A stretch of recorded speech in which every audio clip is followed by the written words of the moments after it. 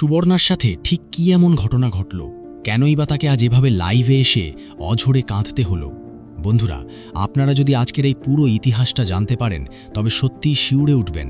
এই সুবর্ণা মুস্তফা অতীতে এমন এক মারাত্মক কাণ্ড ঘটিয়েছিলেন যার কারণে আমাদের দেশের কিংবদন্তি ও জনপ্রিয় অভিনেতা হুমায়ুন ফরিদি তার নিজের সংসার থেকে প্রথম স্ত্রীকে পুরোপুরি বিচ্ছিন্ন করে দিয়েছিলেন। হ্যাঁ বন্ধুরা, হুমায়ুন ফরিদি তার সেই ছোট্ট একটা শিশু, মাত্র 7 মাসের মেয়ে দেবযানীর মায়ার দিক থেকেও মুখ ফিরিয়ে নিয়েছিলেন। ঠিক সেই সংকটময় মুহূর্তে সুবর্ণা তার মোহনীয় প্রেমের জালে হুমায়ুন ফরিদিকে সম্পূর্ণ আটকে ফেলেন, আর ফরিদিও সেই জালে পা দিয়ে সুবর্ণাকে আকস্মিক বিয়ে করে নেন এবং তার প্রথম স্ত্রী মিনুকে কোল থেকে কেড়ে নিয়ে ঘর ছাড়া করেন। যখন তিনি মিনুকে বাড়ি থেকে বের করে দিচ্ছিলেন, তখন সেই অসহায় নারী 2 হাতে জড়িয়ে ধরে কেঁদে কেঁদে বারবার একটাই মিনতি করেছিলেন, আমাকে এভাবে রাস্তায় ফেলে দিও না, এই কোলের বাচ্চাকে নিয়ে আমি কোথায় আশ্রয় পাব? মিনুর মাথার উপর কোনো বাবা ছিল না, মা ছিল না, তিনি ছিলেন সম্পূর্ণ এতিম এক অসহায় মেয়ে। কিন্তু এতটুকু করুণাও সেদিন হুমায়ুন ফরিদি বা সুবর্ণার মনে একটুও দাগ কাটেনি। তারা একটুও অনুতপ্ত হননি সেই অসহায় নারীর আর্তনাদে। এরপর শুরু হয় মিনুর জীবনের এক বর্বরচিত লড়াই। পেটের টানে মেয়ের মুখের দিকে তাকিয়ে তিনি মানুষের বাড়ি বাড়ি গিয়ে থালা বাসন মেজেছেন, অন্যের ঘরে কাজ করে তিলে তিলে নিজের রক্ত জল করে দেবযানীকে বড় করে তুলেছেন। সমাজের চরম অবহেলা আর বঞ্চনা সহ্য করে একা একটা মা তার সন্তানকে মানুষ করেছেন। বন্ধুরা, সময়ের চক্রে আজ ইতিহাসের এক অদ্ভুত বাঁকে দাঁড়িয়ে সেই হুমায়ুন ফরিদির প্রথম স্ত্রী নিজেই সুবর্ণার জীবনের সমস্ত গোপন ও চাঞ্চল্যকর কাণ্ডগুলো জনসমক্ষে ফাঁস করে দিয়েছেন। চলুন আর কালক্ষেপণ না করে সেই অজানা ও মর্মান্তিক গল্পগুলোর গভীরে প্রবেশ করা যাক এবং বিস্তারিত জেনে নেওয়া যাক। এবার্য তাকে ভালোবাসাটাই শ্রেয়। তাকে যদি ভয় পাও, সেটা এক ধরনের কি বলবো, এক ধরনের মূর্খতা। কারণ তুমি জ্ঞানী, তুমি শিক্ষিত, তুমি মৃত্যুকে কেন ভয় পাবে? মৃত্যুকে আলিঙ্গন করো, গ্রহণ করো, বরণ করে নাও, তাহলেই দেখবে জীবন অনেক সুন্দর। যখন খুব কাছের কেউ সেই মানে সবচেয়ে বড় সত্যর মুখোমুখি হয়, তখন আপনার অনুভূতিটা কেমন হয়? দেখো, একটা মানুষ যখন তার সময়ের আগে চলে যায় তখন কষ্ট পাই। বিধাতার এইসব জিনিস আমার কাছে রহস্যময় মনে হয়। উনি কেন একটা মানুষকে তার সময়ের আগে নিয়ে যান, এর কোনো যৌক্তিক কারণ আমি খুঁজে পাই না। তারপর বলেছিলাম স্যার খুব খুশি হয়েছিলেন, তো কি বলার আছে আপনার এই বিষয়টা নিয়ে? আমার কাছে জন্মদিন অন্য সাধারণ দিনের মতোই মনে হয়। এটা আলাদা দিন হিসেবে আমি কখনোই বিবেচনা করি না। আমার বন্ধু বান্ধব যা বা আমার অগ্রজ বা অনুজ বা সমসাময়িক অভিনেতা অভিনেত্রীরা এটা পালন করার চেষ্টা করে এবং আমি খুব বিব্রত হই। এই যে সবাই মিলে যখন উদযাপনটি করেছেন, আপনার অনুভূতিটা কেমন ছিল? আমি তো মানে একাধারে মুগ্ধ এবং হতভম্ব যে আমাকে নিয়ে এত বড় একটা আয়োজন করা হয়েছে। অনেকের কাছে এটা তো একটা বিশেষ একটা দিন থাকে, আপনি কিভাবে সেটা চাইছিলেন? আমি বললাম তো যে আমি একটা অন্যান্য সাধারণ দিনের মতোই জন্মদিবসটা ওরকমই, আমি আলাদাভাবে বিবেচনা করি না কখনো। আর যখন এই দিনে কেউ এসে, খুব প্রিয় কেউ এসে যখন আপনাকে উইশ করে, আপনার তখন কেমন লাগে? ভালোই তো লাগে। ভালোই লাগে। আচ্ছা, তো এখন যদি জিজ্ঞেস করি যে আপনার প্রিয়জনের তালিকায় কে কে আছে, সেটা একটু বলেন না।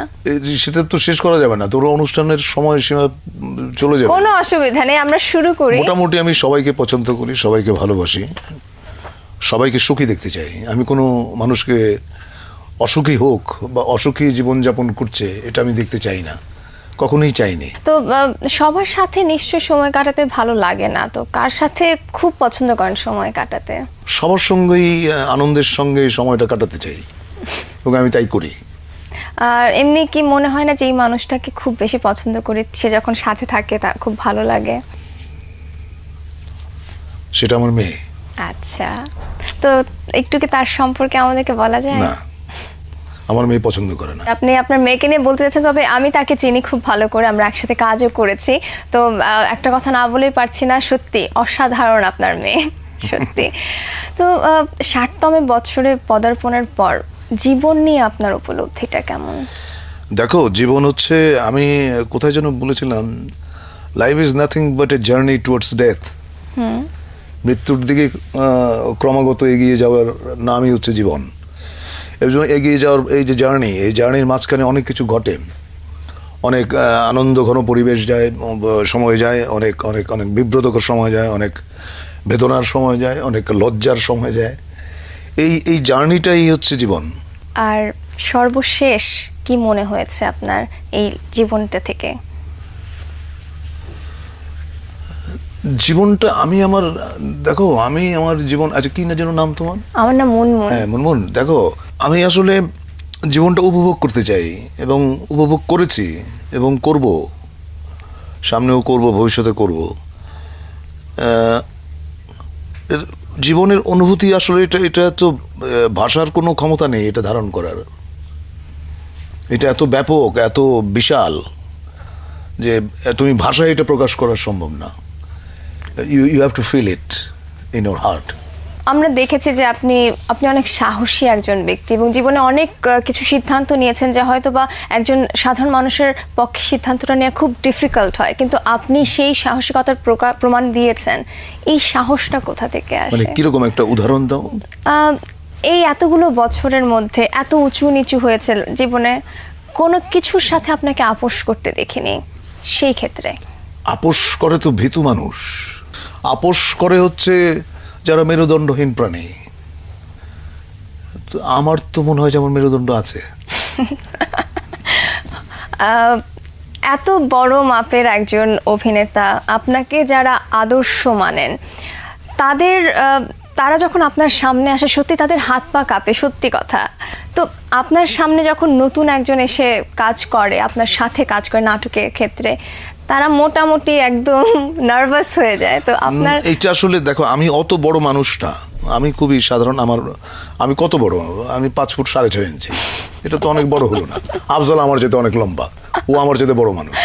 আমি যখন দেখি যে আমার কোয়ার্টিস্ট ইজ আনকমফোর্টেবল বা সে তার ভিতরে দ্বিধা কাজ করছে, তখন আমি তার সঙ্গে গল্প করি, আচ্ছা। তাকে আমি সিগারেট অফার করি এবং তাকে যতটা সহজ করা যায়, হ্যাঁ, হাসি ঠাট্টা করে তারপরে শুটিংয়ে যাই। তখন মোটামুটি কাজটা ভালো হয়। দেখো, অভিনয় তো মানে ভালো অভিনেতার সঙ্গে কাজ করার আনন্দ একরকম। এখন একটা লোক যদি নার্ভাস থাকে, তো তার সঙ্গে কাজ করতে গেলে তো আমার অভিনয় আরো খারাপ হবে। তো এটা আমার দায়িত্ব যে আমার যে কোয়ার্টিস্ট, তাকে চাঙা করা, তাকে উদ্বুদ্ধ করা এবং তার সঙ্গে একটা সৌহার্দ্যমূলক সম্পর্ক সৃষ্টি করা। এই সিচুয়েশনটা নিশ্চয়ই আপনিও আরো একদম প্রথমে পড়েছেন। আমি কখনোই নার্ভাস হইনি। নেই। আসলে আমি যখন অভিনয় করি, আমি শুধু অভিনয় করি, ক্যামেরা ওগুলা আমার বিষয় না। ওগুলা এখন শামীম সাহেব বসে আছে, এখন সুইচ করছে, ওটা ওর কাজ, ওটা আমার কাজ না। আমার কাজ হচ্ছে তোমার সঙ্গে কথা বলা, আড্ডা মারা। আচ্ছা, ঠিক আছে। এবং আমি আড্ডার মধ্যে অনেক প্রশ্ন করব, আপনি কিন্তু বিরক্ত হতে পারবেন না। না, বিরক্ত হবো না। কি যেন নাম তোমার? আমার নাম মুনমুন। হ্যাঁ, মুনমুন। আমি বিরক্ত হবো না। আচ্ছা, তো একটা প্রশ্ন এখন একটু আমি একটু আপনার থেকে সাহসটা নিয়ে কিন্তু করছি, আপনি রাগ করতে পারবেন না। না। আপনি ধূমপান কেন করেন? আমি এনজয় করি। কিন্তু এটা যে ক্ষতিকর, এটা তো আপনি জানেন। হ্যাঁ, জানি। মানুষ অনেক সময় ক্ষতি জেনেও তো করে, অনেক কাজ করে না। সেটা কখন করে মানুষ আপনার মনে হয়? কিছু কিছু জিনিস মানুষ ভালোবাসে। হ্যাঁ, যেমন ধরো তুমি যে কানে যেটা পড়ে আছো, এত বড়, তুমি পছন্দ করো বলে এটা পড়ে আছো, কিন্তু এইটা যে কানটাকে টেনে তোমাকে অস্বস্তি দিচ্ছে, ওইটুকু যন্ত্রণা তুমি কিন্তু সহ্য করছো। তো ধূমপানটাও অনেকটা ওই রকম। আসলে আমি ধূমপান করি এবং যে জন্য আমি বলতে পারবো না যে ধূমপান আপনারা কেউ করবেন না, এটা আমি বলতে পারবো না।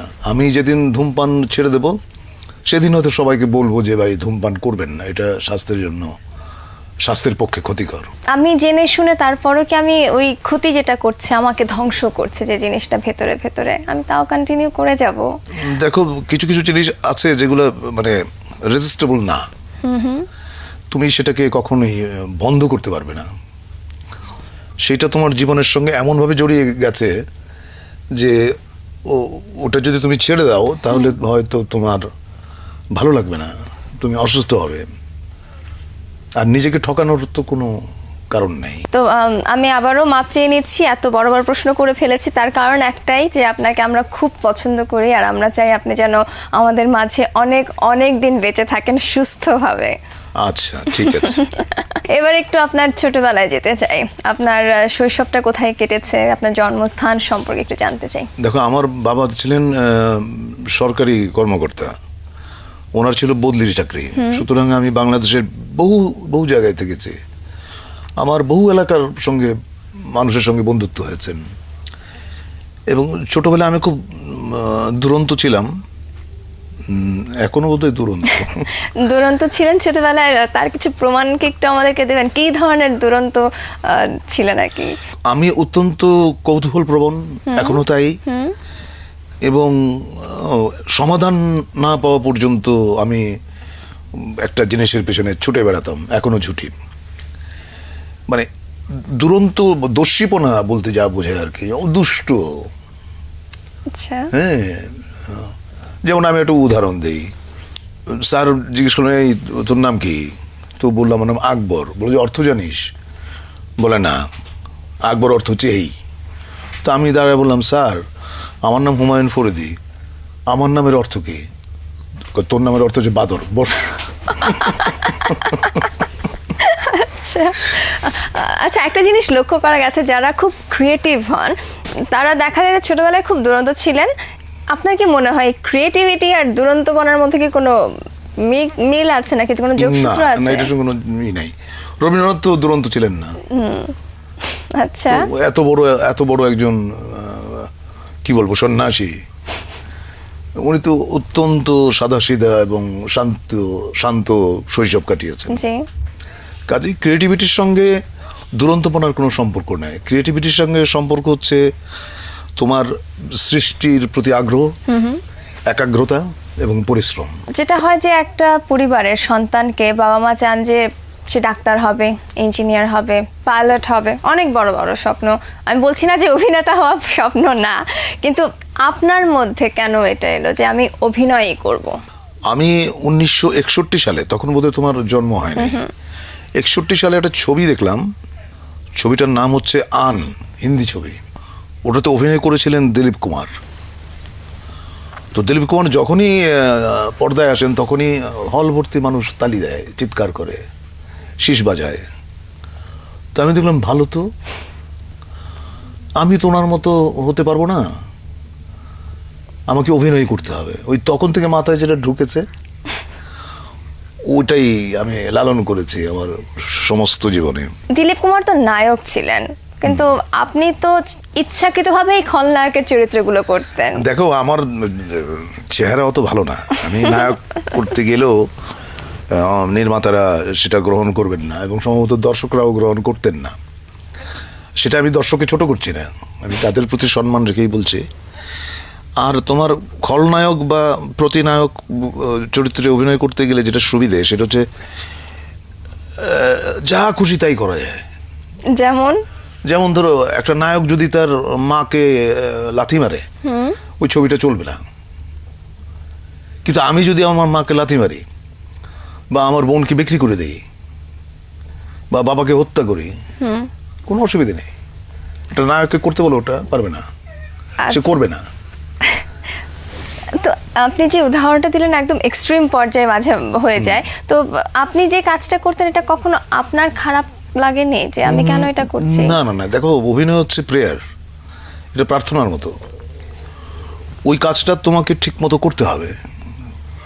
ওই কাজের প্রতি তোমার শ্রদ্ধাশীল থাকতে হবে, তা না হলে তুমি ক্রিয়েট করতে পারবে না। আচ্ছা, আপনি বললেন যে আপনি দিলীপ কুমার দ্বারা অনুপ্রাণিত হয়েছেন, তো তার মানে আপনি দিলীপ কুমার যেরকম সবাই দেখলে হাততালি দিচ্ছে, আলোচনার কেন্দ্রবিন্দু ছিলেন, আপনিও আলোচনার কেন্দ্রবিন্দুতে যেতে চেয়েছেন। তো সেখানে আপনি ছিলেনও, অবশ্যই ছিলেন। তো সেই জায়গায় আপনি কিন্তু এখন কি নাই? এখনো আছেন। তো সেই জায়গা থেকে আপনি নায়ক চরিত্রগুলো না করে আপনি যে চরিত্রগুলো করেছেন, আপনার কি মনে হয় না কিছুটা হলেও আপনি সরে এসেছেন আলোচনার কেন্দ্রবিন্দু থেকে? কিছু কিছু ছবিতে আমি পজিটিভ চরিত্রে অভিনয় করেছি, যেমন ধরো দহন আমার একাত্তরের প্রথম যিশু একটা, হ্যাঁ? একাত্তরের যিশু, 71-এর যিশু, দহন, দহন, তারপরে ধরো যেমন আহা, ব্যাচেলার, জি, এগুলোতে কাজ করে খুব আরাম পেয়েছি, কারণ দোজ আর ক্যারেক্টার্স। আর ওই যে বললাম যে আমার তো ওরকম হাইট নাই, চেহারা অত সুন্দর না, সুতরাং নায়ক হওয়াটা খুব ডিফিকাল্ট ছিল আমাদের সময়।